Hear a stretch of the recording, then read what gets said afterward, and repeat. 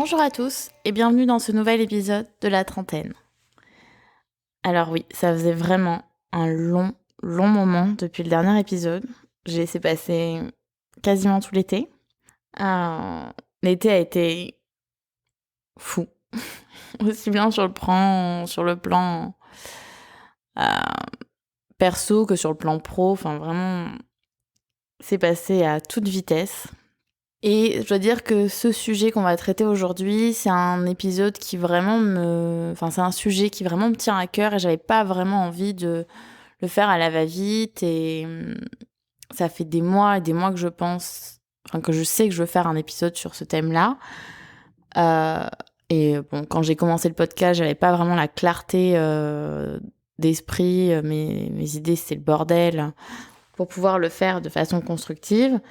Et après, j'ai eu un été incroyable et j'ai rechargé un petit peu mes batteries en suivant pour être le plus juste possible.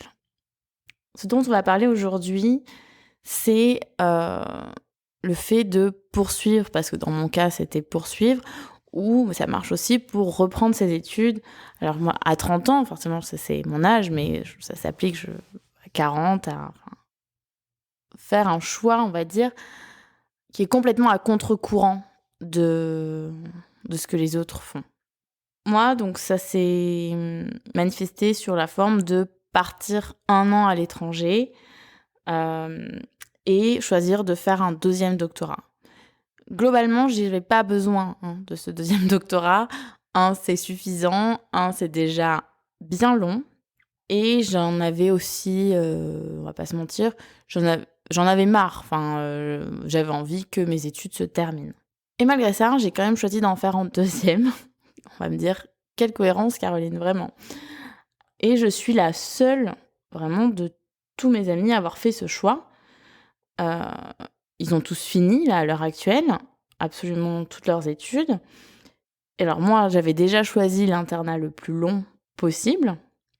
Et en plus, je me suis mis à l'interrompre pour faire un autre doctorat. Et donc, c'est vrai que j'ai fait ce choix complètement à contre-courant des autres et je l'ai fait seule. Comment est-ce que j'en suis arrivée là ? Je pense que là, il y a 2 raisons principales. La première, qui est absolument pas négligeable, c'est que j'ai vraiment rencontré les bonnes personnes au bon moment. J'avais déjà interrompu d'1 an pour faire une année de sciences, tout simplement pour rester compétitive par rapport aux autres. C'était ça ma principale motivation, ne pas me fermer de porte. Et en fait, à ce moment-là, je me suis retrouvée dans une équipe de travail qui a été absolument exceptionnelle, qui m'a commencé à me donner envie de continuer. Alors, j'insiste sur commencer parce que j'ai quand même passé, je pense, 1 an à leur dire « Non, mais moi, je ne ferai pas de 2e doctorat. Là, je veux que ça s'arrête. J'en ai marre. » Et finalement, me voilà. Il y a 2 personnes qui ont énormément joué en plus de l'équipe. Il y a tout d'abord une qui m'a fait intégrer cette équipe et qui est vraiment... elle m'a donné envie de faire ce que je fais. Je la considère vraiment comme mon mentor. Elle m'a guidée énormément. Elle est toujours d'ailleurs, elle continue. Elle me soutient et même sur le plan personnel, c'est une personne que j'admire énormément et avec qui maintenant j'ai un rapport certes toujours très professionnel, mais qui s'est aussi développé à côté. Et avoir l'opportunité de travailler avec elle à son contact, pour moi, ça n'avait pas de prix, ça n'en a toujours pas d'ailleurs. Je suis ravie d'apprendre à ses côtés, elle a énormément à m'apprendre. Et quand vous avez la chance de pouvoir travailler dans votre phase d'apprentissage au contact de la personne qui vous a donné envie de faire ce que vous faites, c'est une chance qui arrive pas tous les jours dans une vie. Donc c'est vrai que déjà, elle a été un gros moteur pour partir sur ce parcours-là. Et j'en ai aussi beaucoup discuté avec elle. Elle m'y beaucoup poussée, mais sans m'y forcer du tout. Elle a beaucoup contribué. Et aussi, la responsable de l'équipe que j'ai intégrée en France était vraiment, elle l'est toujours, incroyable. déjà, elle a une formation médicale de base, donc elle comprend le challenge d'associer les deux, en fait, parce qu'on va pas se mentir, médecine, c'est déjà assez long et c'est déjà très chronophage, donc associer un deuxième doctorat à ça, c'est un challenge. Donc elle comprend ça, mais en plus, elle est extrêmement humaine et très maternelle. Et donc c'est vrai que, en fait, elle a fait en sorte de réunir les meilleures conditions pour moi, pour que j'y arrive, pour pas m'envoyer au casse-pipe, euh, que j'aille au bon endroit avec des bonnes personnes, que je me sente soutenue. Et en fait, une fois qu'on arrive dans un cadre avec des conditions comme ça, quand on vous propose de partir 1 an à l'étranger, alors certes, oui, c'est 1 an que je prolongeais encore, et après c'est 2 ans de doctorat en France en parallèle de la médecine, mais comment vous voulez refuser ça? C'est une super opportunité proposée par des gens qui vous connaissent et qui veulent le meilleur pour vous en mettant des conditions incroyables. Donc ça, je pense, ça a été la première grosse motivation. La deuxième, c'est ma façon de fonctionner, on va dire. Je suis quand même de nature extrêmement curieuse sur le plan, pas tant sur le plan personnel, mais sur le plan intellectuel. Et j'aime apprendre de nouvelles choses, j'aime apprendre de nouvelles façons de réfléchir. Et en fait, ce deuxième doctorat m'apporte même dans ma pratique médicale une façon de voir les problèmes, et pas que dans ma pratique médicale d'ailleurs. Quand je me documente sur peu importe le sujet, ça m'amène à un type de réflexion que ma formation médicale ne m'avait pas donné. Et j'aime bien ce challenge de voir les choses différemment. Même dans ma pratique avec mes patients, j'ai un autre regard qui me plaît et qui me challenge et qui me donne d'autres idées, qui permet de faire avancer les choses. Et donc ça aussi, je me suis dit, j'aime avoir quelque chose de différent, une autre corde à mon arc, on va dire. Et ça, c'est vraiment les 2 sujets qui font que je me suis dit, ça me plaît. Ça me plaît, le projet me plaît, c'est pas délirant de le faire. Sur le plan personnel, j'avais aussi les bonnes conditions, c'est-à-dire que à l'époque, j'étais avec un garçon que je sois là ou ailleurs, honnêtement, ça changeait absolument rien à la face du monde. J'avais pas d'attache fixe. Et je pense aussi que j'avais besoin de partir, et surtout très envie de partir, voir autre chose. J'ai jamais pensé que je ferais toute ma vie ou pas en France. J'ai toujours été ouverte à l'idée de l'expatriation. Et finalement, c'était l'occasion pour moi d'aller voir autre chose et de vivre ailleurs. Et sur le plan personnel, ça restait une expérience très enrichissante. Donc ça, c'était vraiment les moments où je me suis dit, là, même sur le plan personnel, c'est maintenant ou jamais.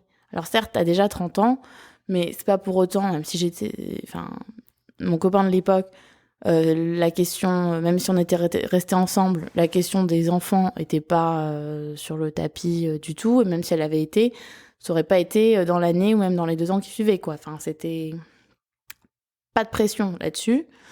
Donc, vraiment, c'était le moment pour moi. Tu n'as pas d'attache. Je me suis dit, tu vas pas faire ça dans 5 ans. Dans 5 ans, tu seras probablement avec des enfants et c'est plus le même. On parle plus de la même façon et on vit pas l'expatriation de la même façon non plus. Donc ça a été vraiment les gros plus. Bien sûr que ça a soulevé des inquiétudes qui m'ont fait peser le pour et le contre de la part de mon entourage et de la mienne aussi. Je vais pas vous mentir que ma mère, la première réaction, ça a été tu crois pas qu'il faut t'arrêter maintenant? Et j'ai entendu après, pendant plusieurs semaines, l'annonce de ses amis qui devenaient grand-mères et que elle rêvait de s'occuper de ses petits-enfants, mais que moi, je partais à l'autre bout du monde, alors que j'avais déjà un premier doctorat et qu'un deuxième, c'était pas nécessaire. Enfin, je vous fais un condensé des conversations. Et j'avais mes propres inquiétudes à moi, c'est-à-dire que effectivement, j'avais pas envie d'avoir un enfant là demain, mais c'est quand même quelque chose que j'ai envie d'avoir dans ma vie, une famille. Et je me suis dit, en fait, s'il faut, t'es en train de griller tes cartouches parce que t'as 30 ans et que malheureusement, la fertilité d'une femme, on va pas se mentir, c'est pas à 40 ans que c'est le mieux pour faire des gamins. Et donc, ça, pour régler le problème, j'ai fait un bilan de fertilité en prise de sang et je m'étais ouverte à l'idée éventuellement de congeler mes ovocytes si les résultats étaient pas bons, en sachant que c'est un processus qui est pas facile, mais j'étais prête à faire ça. Éventuellement, ça m'aurait du moins enlevé une inquiétude de ce côté-là. Il y a bien sûr aussi la question de l'indépendance financière. Alors, non pas que là, je sois dépendante, c'est absolument pas la question. Mais à l'heure actuelle, mes amis qui ont fini gagnent entre le double et le triple de ce que je gagne, parce qu'ils ont terminé, et j'aurais très bien pu être dans cette situation-là à l'heure actuelle si j'avais pas choisi de prolonger. Mais forcément, on se dit, il y a un moment, j'ai aussi envie de profiter de la vie, et alors bon, j'en profite beaucoup, je n'ai vraiment pas à me plaindre de ce côté-là, mais c'est vrai que c'est rentré en ligne de compte, me dire, je retarde encore le moment où vraiment je serai très confortable. Et il y avait aussi la contrainte administrative. On part pas comme ça à l'étranger. Il faut trouver des financements, il faut trouver un logement, il faut gérer tout ce qui est santé, tout ce qui est visa. Et on s'en rend pas compte, c'est énorme. Et ça, j'ai eu beaucoup de chance parce que le garçon avec qui j'étais à l'époque, pour le coup, a été vraiment un grand soutien pour ça parce que tout simplement, il était passé par là. Et c'est vrai que ça m'a quand même guidée et j'ai fait beaucoup de... je me suis beaucoup calée sur ce qu'il faisait lui, en fait, pour ça. Et donc ça m'a enlevé une épine du pied aussi. Donc quand je vous dis vraiment, je pense qu'entre guillemets, les étoiles s'alignent. On fait les bonnes rencontres, aussi bien sur le plan pro que perso, qui font que on peut prendre cette décision et on peut se dire, allez, go, j'y vais. Il y aura toujours des personnes qui souligneront que c'est pas un bon choix, que c'est pas comme ça qu'il faut faire, que maintenant à 30 ans ou 35 ou 40, on s'en fout. Faut se poser, faut avoir des enfants, c'est maintenant. En fait, moi, si j'avais cette expérience à vivre et il fallait la vivre. Et effectivement, partir à l'étranger, c'était pas à 35, à 40, à 45 que j'allais pouvoir le faire. C'était maintenant que l'opportunité se présentait et que toutes les étoiles étaient alignées pour que ça se fasse. Quand je disais les étoiles, c'est les conditions, bien entendu. Donc, bien sûr, j'ai décidé de partir. Il y a aussi le fait que je prends beaucoup de décisions importantes de ma vie en me basant sur le fait que je ne veux pas avoir de regrets. Je préfère vivre une expérience, même mauvaise, et en fait, ça restera une expérience, plutôt que rester dans ma zone de confort, au risque de passer à côté de quelque chose, et même quand ça se finit mal, il n'y a absolument pas de regret d'avoir vécu ce que j'ai vécu, et c'est vrai que c'est ma ligne de conduite, et jusqu'à présent, c'est celle qui me convient. Et donc, c'est mon moteur, on va dire, pour beaucoup de décisions. Et donc, ça a contribué au fait que je me dise, en fait, si tu pars pas maintenant, tu partiras pas plus tard. Et s'il faut, dans 10 ans, tu te diras, et si j'étais partie Et ça, je vais pas vous mentir, la question du « et si », c'est vraiment une question qui me terrorise et que j'ai pas du tout envie d'avoir à me poser dans 10 ans. Si je devais faire un bilan sur, maintenant que l'expatriation touche à sa fin, est-ce que je regrette ? Vous vous en doutez absolument pas. Je regrette pas du tout. Alors, bien sûr qu'il y a eu des jours horribles. Horrible, c'est peut-être un peu fort. Il y a eu des jours horribles sur le plan perso, vous les aviez largement entendus. Mais bien sûr qu'il y a eu des jours où je me suis dit, mais qu'est-ce que je fous là ? Alors, je suis arrivée dans une équipe, j'ai l'impression que c'était tous des génies. Gros syndrome de l'imposteur, je me suis dit, mais vraiment, qu'est-ce que tu fais là ? Ils sont tous brillants, tu ne comprends rien à ce qu'ils racontent. Et c'est pas qu'une question de langue, tu comprends vraiment rien à ce qu'ils racontent. Puis finalement, j'ai trouvé ma place, je me suis dit que je vais peut-être pas être si bête que ça. Donc, oui, ça a été difficile. Il y a eu des jours où je me suis dit, mais pourquoi ? Et j'en ai marre. Et je vois mes potes qui développent leur vie personnelle. Et moi, je fais une thèse, encore une. Et bien sûr que j'étais là, pourquoi ? Et c'est tout à fait normal d'avoir des jours comme ça. Mais en fait, à aucun moment je regrette de l'avoir fait. Et c'est vrai que quand une de mes amies un jour me dit: «Oh là là, j'en ai vraiment marre, je suis contente que ça se termine. J'en ai marre, c'est trop long». Et puis après, elle me dit: «Puis bon, je vais pas te mentir, quand je pense ça, je pense au choix que tu as fait toi et du coup, je me sens mieux. Je me dis que toi, c'est pire». Voilà, si au moins je peux rendre ce service-là à mes potes, allez-y, faites-vous plaisir. Moi, c'est pire, en termes de durée, effectivement. Mais cette année a été pour moi une évolution, mais incroyable. Heu, sur le plan personnel, j'aime tellement la personne que je suis devenue, heu et j'aurais jamais pu avoir cette évolution personnelle-là, en France. Entre nous, avec le rythme de vie que j'avais, j'aurais jamais pu, évoluer comme ça. Enfin, on sait jamais, mais j'aime tellement la personne que je suis devenue, c'est j'en trouve pas les mots, voilà. J'ai fait des rencontres magnifiques, des rencontres que je garderai et des expériences, des voyages que j'aurais jamais fait. Alors oui, c'est sûr que les autres, toutes mes potes, bon alors pas toutes, mais beaucoup sont en projet bébé et alors elles étaient là genre: «Oui, donc là j'ai mes règles, j'ai pas mes règles, j'ovule pas, on essaye de faire un bébé et on projette ça et on achète une maison et on fait ça ensemble et on fait ça ensemble et on se marie» et moi j'étais toute seule au milieu de l'Alaska et en fait c'était incroyable. Je me suis dit, enfin, j'en rêvais, je l'ai fait, j'ai réalisé plein de rêves cette année. Je suis allée voir plein d'endroits dans le monde que je rêvais d'aller voir, et l'Alaska ou autre, hein. Et j'étais là, en fait, ça, tu l'as fait. Tu l'as fait pour toi et tu as eu la chance incroyable de pouvoir le faire. Et je suis ravie pour mes potes qui ont tous ces projets-là et qui sont heureux. C'est leur choix, c'est leur projet. Mais en fait, ce que moi j'ai fait, là, elles l'ont pas fait et elles le feront probablement pas. Et moi, j'ai encore quelques années devant moi pour avoir mon projet bébé et ça viendra au moment où ça viendra. Et j'aurai pas le regret d'être passée à côté des expériences que j'ai vécues cette année. Donc sur le plan personnel, expérience incroyable. Sur le plan professionnel, je vous le dis tout de suite, ça s'est pas du tout passé comme ça devait se passer. Euh, Beaucoup de galères parce que finalement, dans un autre pays, ça se passe pas du tout comme en France. De façon assez logique en fait, mais on l'anticipe pas suffisamment, je trouve, mais bon. Mais malgré ça, j'ai appris énormément de choses et voir un autre système de travail, des gens qui fonctionnent différemment, une société qui fonctionne différemment. Mais je ramène, et j'espère vraiment pouvoir le maintenir en rentrant en France, mais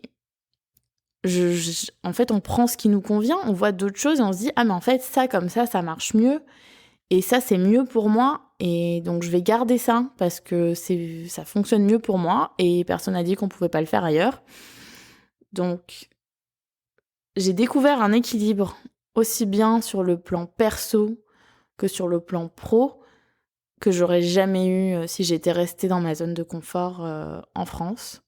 Alors oui, certes, mon emploi du temps, il est un peu plus complexe. Il y a une charge de travail, qui va être un peu plus intense. Et ben c'est pas grave, ça m'apporte énormément et finalement, le jeu en vaut largement la chandelle. Et en fait, faire un choix qui est «osé» entre guillemets, pour soi, ça nous nourrit tellement que même nos relations avec les autres, elles s'améliorent. Tout simplement parce que, voilà, ça c'est mon projet. Heu, Tout ce que j'ai fait cette année, je l'ai fait pour moi et j'en suis plus enrichie à l'intérieur et je peux vous dire que les premières personnes qui en bénéficient, c'est mes potes et ma famille. Moralité de l'histoire, c'est même si c'est un choix à contre-courant, écoutez-vous. Vous avez peur, c'est normal, mais en fait, dans tous les cas, ça va bien se passer et même si ça se passe mal, vous en ressortirez, grandi et vraiment, foncez quoi. Bien sûr intelligemment, foncez intelligemment, mais Dites-vous, j'ai envie de le faire. Est-ce que je peux le faire? Est-ce que j'ai des moyens que je peux mettre en place pour que ça se fasse dans de bonnes conditions? Parce que bien sûr, faut quand même le faire intelligemment. Mais si oui, ok, j'ai peur, ok, je laisse des choses derrière moi. Mais en fait, je veux aussi avoir plein de nouvelles choses et pour avoir des nouvelles choses, il faut enlever l'ancien. Sur ces belles paroles, je vous embrasse et surtout, vous n'êtes pas seul.